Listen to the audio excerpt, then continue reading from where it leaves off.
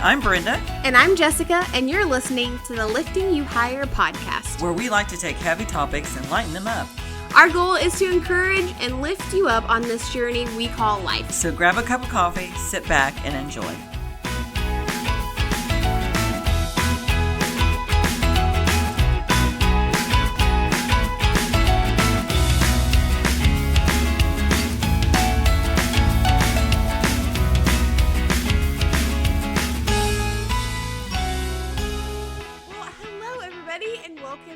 To our Lifting You Higher podcast. I'm Jessica, as always, joined by my amazing co-host, Brenda. And today, we're taking a page out of Taylor Swift's book, and we are talking about things that we will never, ever do again, that 2021 taught us. Yeah, that's right. Things we learned in 2021 to never, ever do again. Yes. So you want to go first? Yeah, sure. And just so you know, Jessica was far more spiritual than I was. Yes, I should have thought of more like practical things, like, you know, I will never eat chocolate again or something. But that would be something that we would be too hard, anyway. honestly. Yeah. Okay, so my first thing is to say things that people can misconstrue. So let me give you an example, because this has happened twice this year now.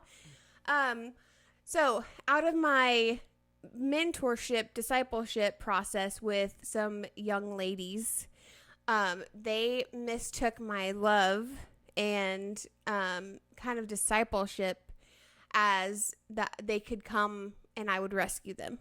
Oh. They could come to me and I would adopt them practically. And that happened twice. Oh, no. So I'm like, what am I saying to these ladies that they're misconstruing, you know, God's love through me to them, you know. I'm not sure. So I'm going to just try to work. That's my goal for 2022 is to just kind of work on how I present like discipleship and the gospel.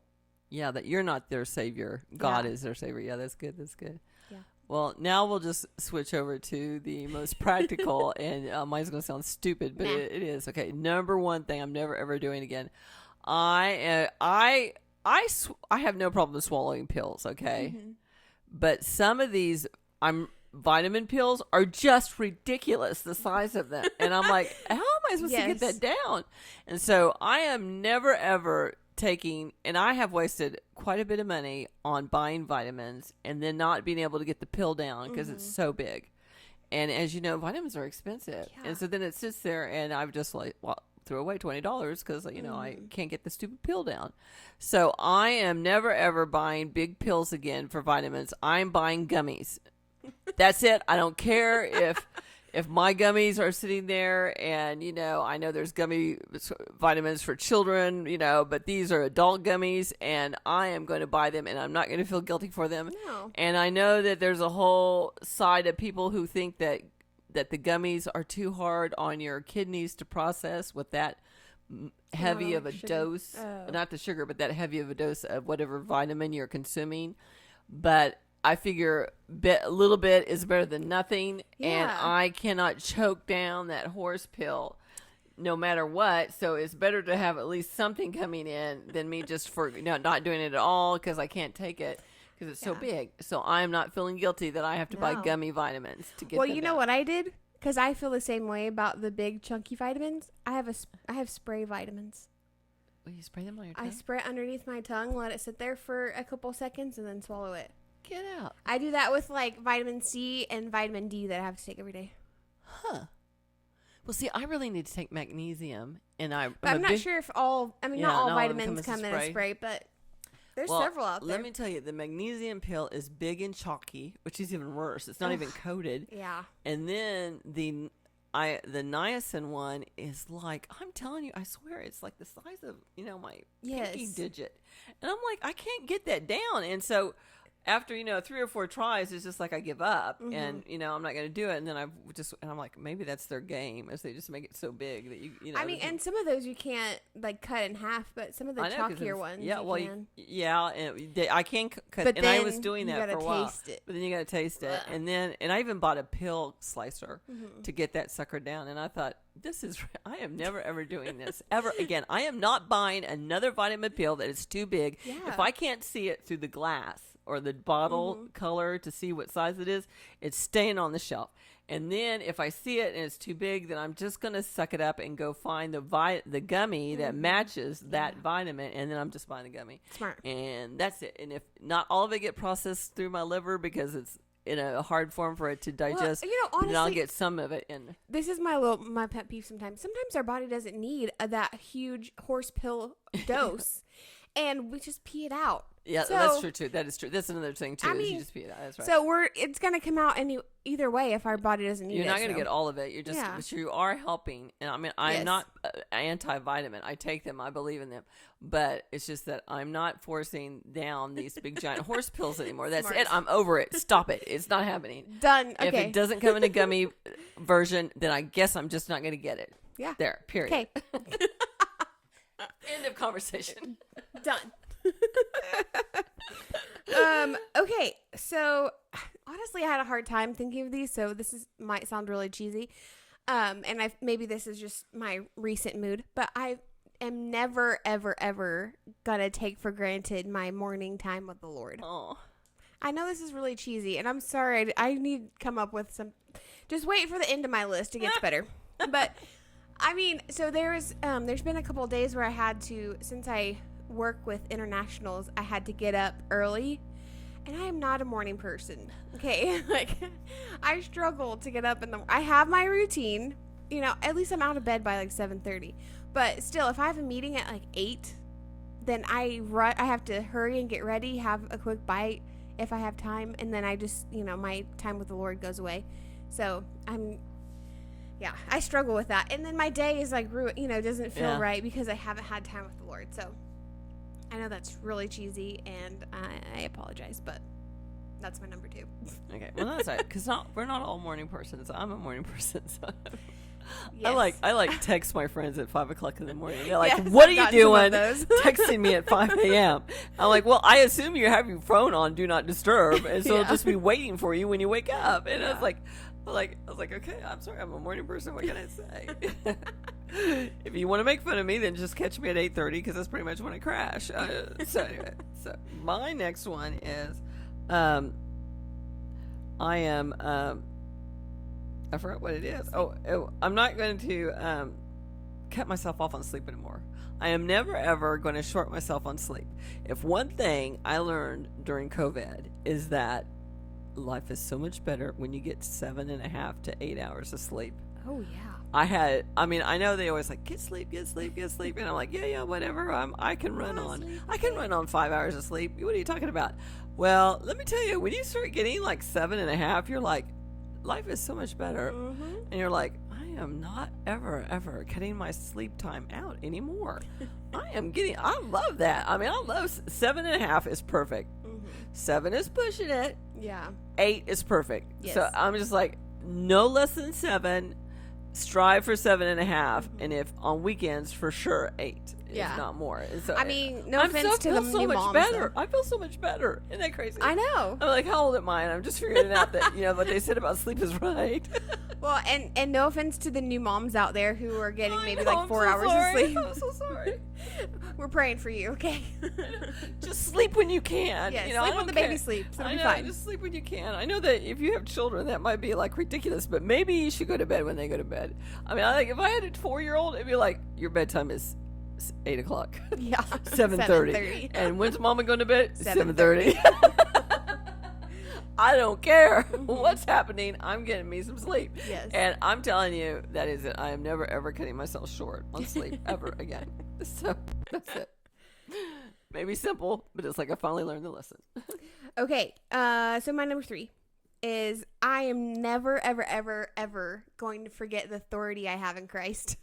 Sorry, this is so like spiritual, and I feel like it needs to be a you're, little lighter. you're hitting the spiritual side. I'm hitting the daily life to life.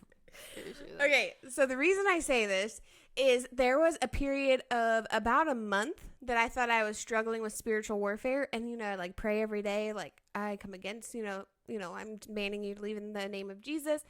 It just didn't go, and then finally somebody was praying over me and said, "You have a curse. Like somebody put a curse over you, so let's break it." And man, like instantly, I was like, the fog is gone, like just the ugh is gone. So I am working to try to identify, one, like when spiritual warfare is coming on, and two, the difference between like, of being cursed and not, and warfare and not. Oh, that's good. And like that you have the ability to stand up in the spirit realm and take that out. Yeah. Yeah. And I mean, we've talked about this a lot on this podcast, I know, but we've been given the authority through Christ to crush, the devil and tell him to he has no authority over us at all whatsoever. Yep. So. Yep. Okay, so mine is. This is so ridiculous, but I'm just telling you, this is something that I used to keep how much I loved coffee on the down low. Oh, really? Yeah, I love coffee. It is like my favorite thing. Donuts and coffee, obviously. I can't have donuts all the time, but I can drink coffee. So I love coffee, and I used to keep it on the down low how much I love coffee.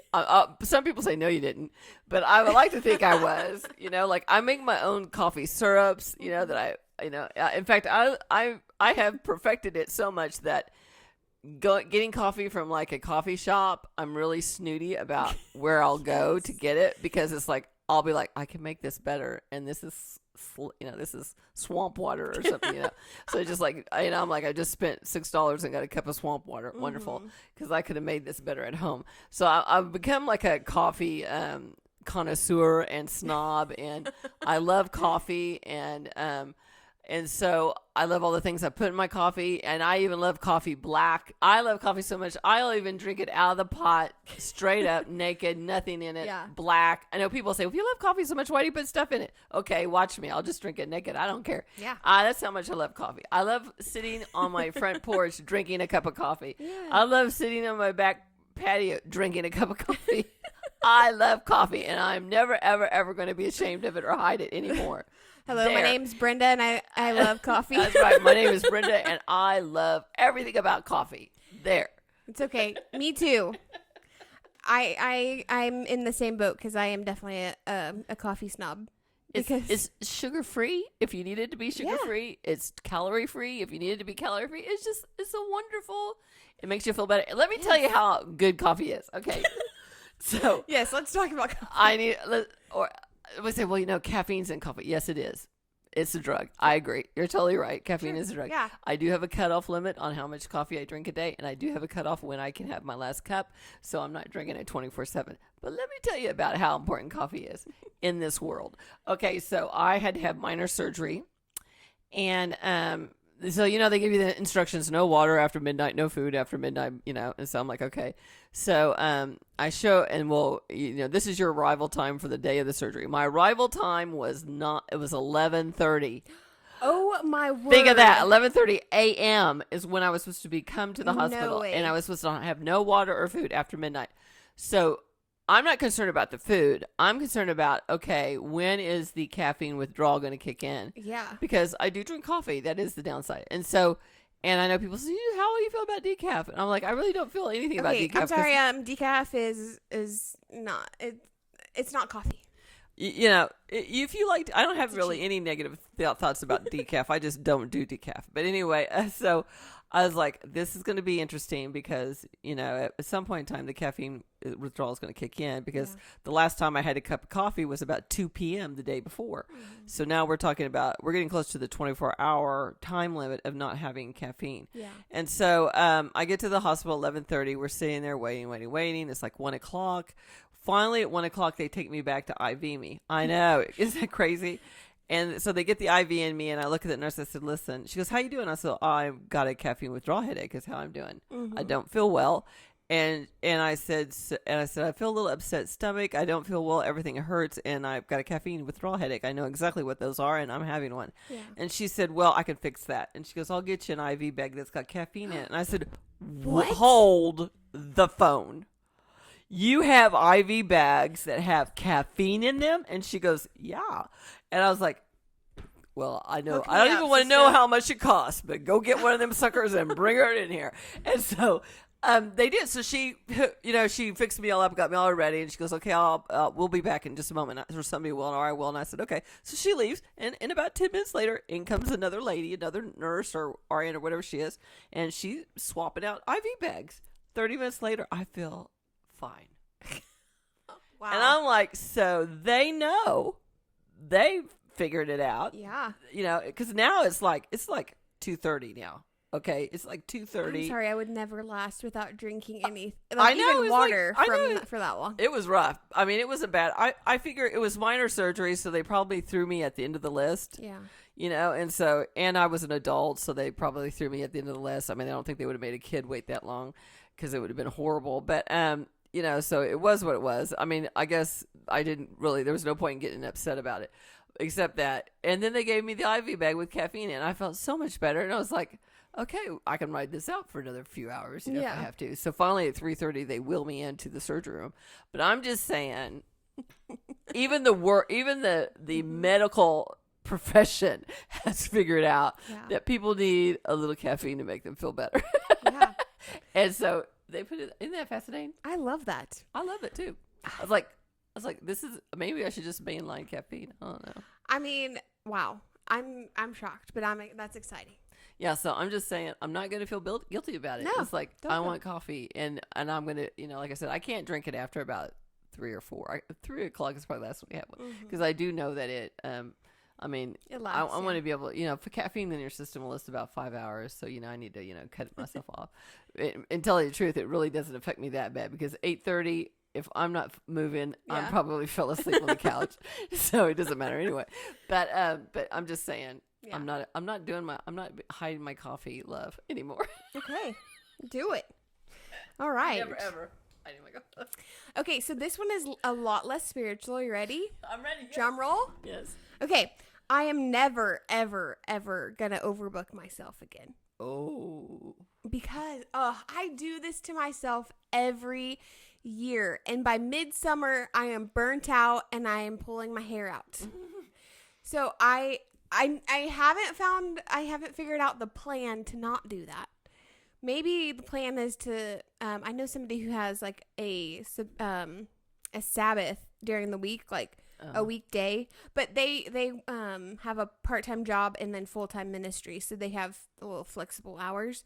But I need to find the way of, balancing extracurriculars with ministry, with family, and so forth.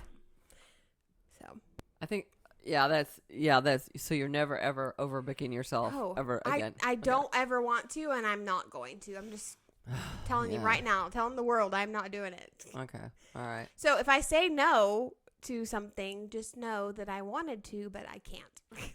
Yeah, and that's just the way it goes. It's like, oh man, I love to do that, but I can't. There's just no way I can fit it into my schedule. I'm sorry. That's a perfectly example. Let's reschedule. Let's try next week. That is being honest and forthright and not offensive, and you're you're not dodging it. I love it when people say, "Let me go pray about it." I'm like, okay, that's pray about meeting. Okay, that's a Christian term for saying no. Yeah, definitely.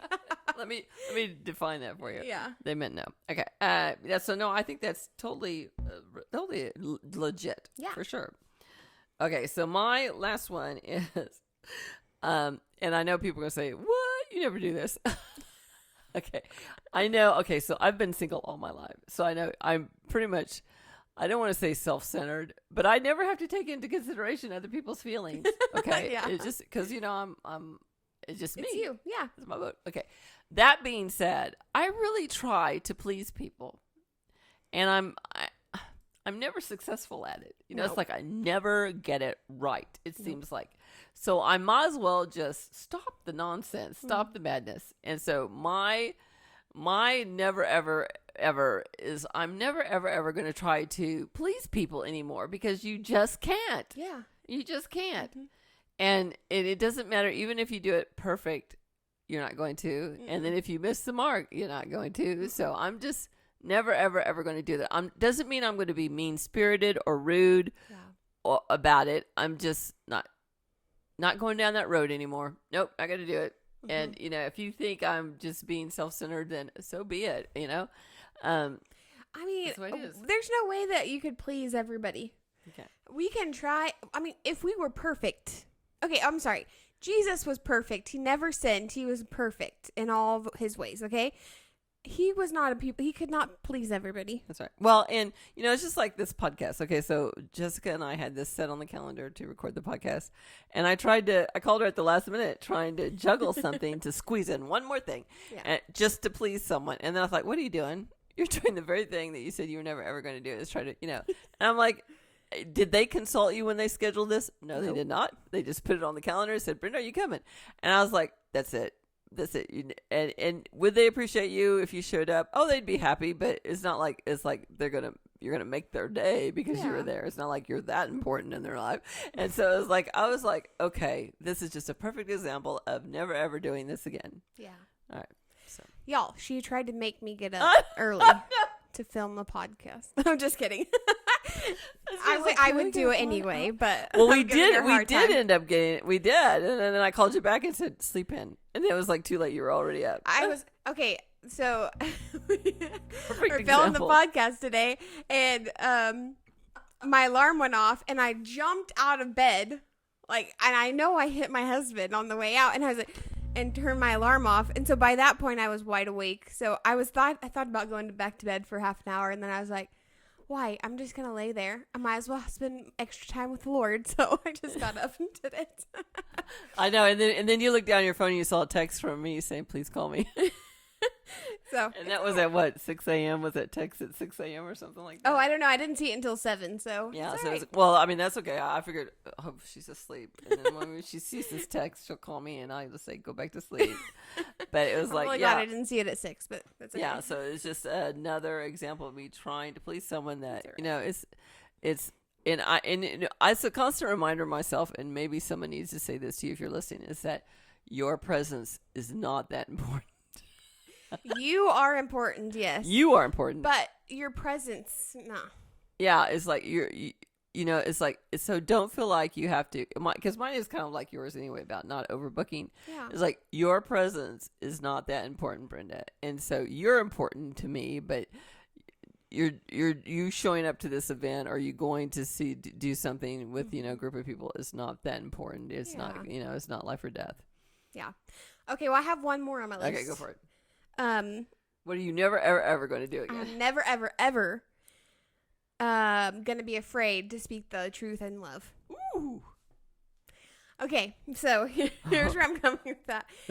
Y'all, it is, think of all the things that are happening right now in our world. Mm-hmm. Think back on the word.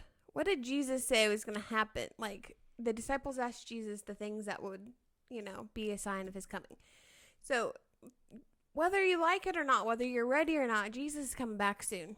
Mm-hmm. There's that word soon. I know we all love that word. I don't like hearing it from the Lord either. But he said soon. He's going to come back soon. So we have to be prepared. And I can't keep, walking on eggshells around people. And I can't, I don't want to say that truth. I don't want to say this truth because it might hurt their feelings and we might not be friends anymore. We don't have time for that anymore. That's right. We don't. And I mean, I can sit on my couch all day long and never reach another person. Or I could start speaking up and start, speaking the truth in love and winning people to Christ, because our love, the love and kindness we show to others is God's love, and it just plants the seed. And I just don't think there's any more time for us to just be